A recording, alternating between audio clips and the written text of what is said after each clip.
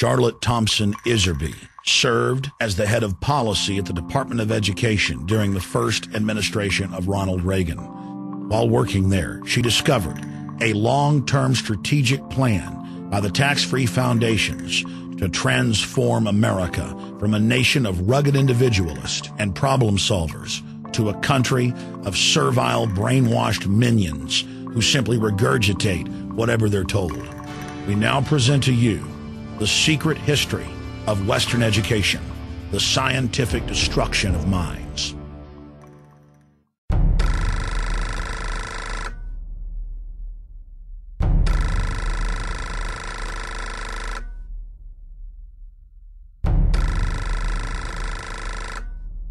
The minutes reveal that in 1910, the Carnegie trustees asked themselves this question, quote, "Is there any way known to man more effective than war to so alter the life of an entire people?"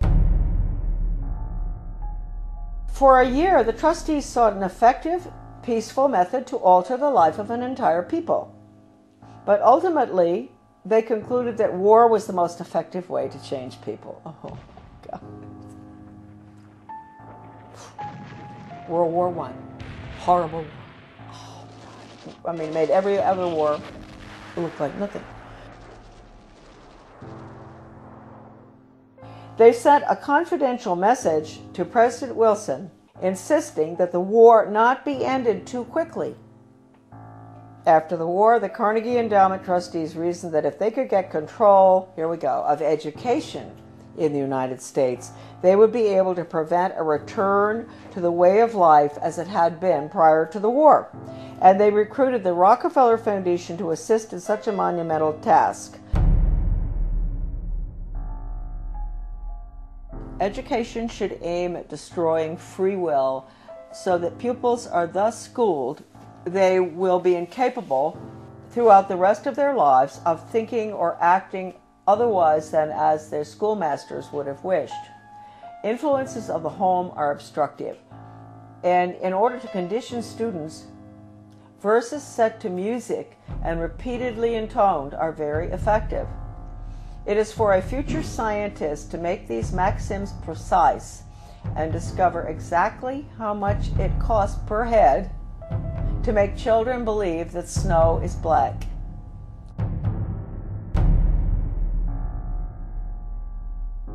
When the technique has been perfected, every government that has been in charge of education for more than one generation will be able to control its subjects securely without the need of armies or policemen." End quote. Young people cannot be trusted to form their own opinions. It's our job to tell them.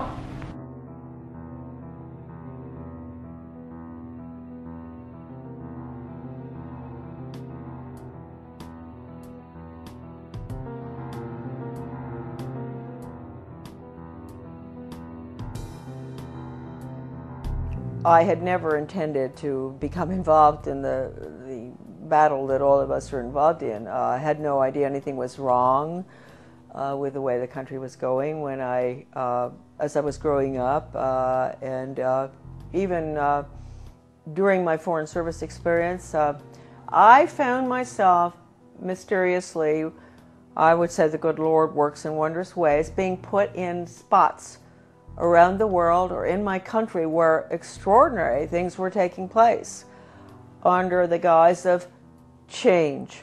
And we've all heard that so much, you know, from the Obama administration, Bill Clinton, he was the first one to mention change agents, etc. So for some reason I was plucked out, and I found myself being sort of pushed. My name is Charlotte Thompson Iserby. My maiden name is Thompson. My husband, who I want to give great credit to at this point, was Belgian, from the Flemish part of Belgium. I met him, I'll explain that later, in Europe when I was working at the embassy in Brussels. Without my husband's help throughout the last 30 years, certainly when we came back to Maine, my work never would have happened. And he understood beautifully. He had been highly educated in Europe, and he understood the whole plan. In fact, about 5 years after we had come back to the United States, someone gave me Gary Allen's book, None Dare Call It Conspiracy.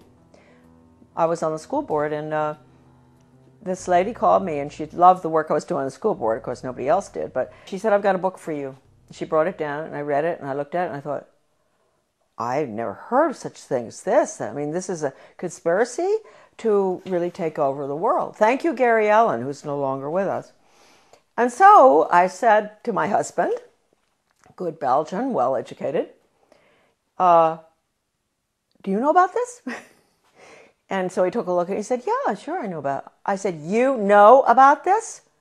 You know about the Illuminati and the Bavarian conspiracy? You know about all this, the plan to implement a world order huh? And he said, well, yeah, I learned all that in school. And I thought, oh, okay. So thank you, Jan, wherever you are. I think that maybe you're very involved in helping all of us right now straighten out this mess. We go back. I was born in 1930. Yes, I'm getting there. My mother was from Virginia, a wonderful Southern conservative, wonderful gal. And my father came from Pennsylvania. He came from a family that in mining, and his father was a very recognized mining engineer who ultimately went out to South Africa and opened the gold mines. And my grandfather knew all these people. My grandfather was Skull and Bones. My father was a wonderful person. He was mayor of several towns on Long Island, New York, and in New Jersey, and he was a real constitutionalist. And somehow he was a member of Skull and Bones, but he didn't have anything to do with the power structure there, right? He absolutely nothing, although he did go to their meetings, and he went out to the island for retreats and all that stuff. He went to Bohemian Grove once. And so I grew up in sort of an atmosphere of, it was apolitical in a way, except for local politics, which my father was fabulous on. Anytime anybody did anything like wanted to break down local government or get rid of elected officials like regionalism does, my father would be right there with the Constitution. So anyway, I went to private schools, and I got out of prep school in Wellesley, and I decided I really didn't want to go to college. A lot of people thought it was a mistake. I wanted to go to business school instead. I was tired of somehow I had a bad feeling about things that were being pushed in the prep school. Like I was a member of World Federalists. I was falling for this junk. But somehow I didn't want to continue that.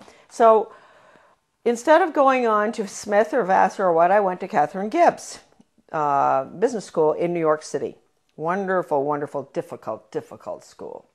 But I learned best grammar, how to write, accounting, shorthand, which came in very, very handy, I can assure you, especially when I was in the Department of Education. I got out, I graduated, and the Korean War was on. So I was very patriotic. My mother had always worked for the Red Cross. She was a volunteer during World War II at the mental hospitals, bringing the guys in from the war. So I heard a lot about the Red Cross, which is, I want to point out right now, changed enormously from that time.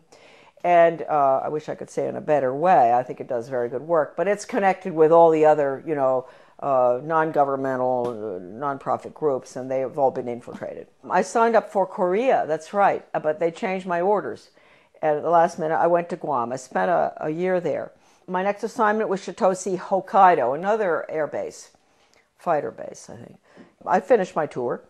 I didn't want to come home by air. I wanted to go by ship. So I decided to go. A friend of mine went with me, third class, in the bowels of the Vietnam, which was a freighter. Luckily, I was in third class. So I was down, and we had very good food, because French have good food whether it's third class or not. Always a big bottle of wine in the middle of the table. And the people at the table were coming out of North Vietnam, coming out of North Korea, and China. They were refugees.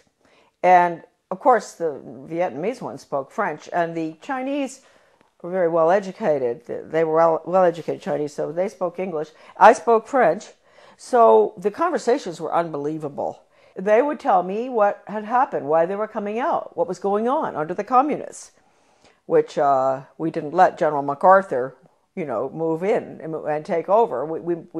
Truman brought him home. We could have won that war. We could have kept the whole Far East from collapsing, but that wasn't the plan.